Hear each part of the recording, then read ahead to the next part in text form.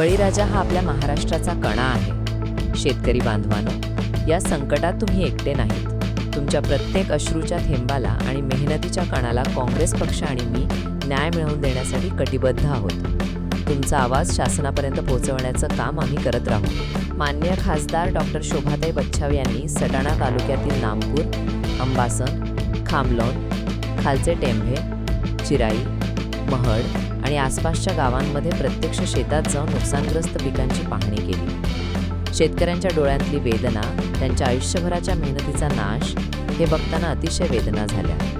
तसेच बिबट्या देखील येत असतो अशी तक्रार काही महिलांनी केली आहे. मान्य खासदार डॉक्टर शोभाताई यांनी अधिकाऱ्यांना जागीच भ्रमणध्वनीद्वारे संपर्क साधून जागीच त्या महिलांचा प्रश्न शासकीय दरबारी मांडला.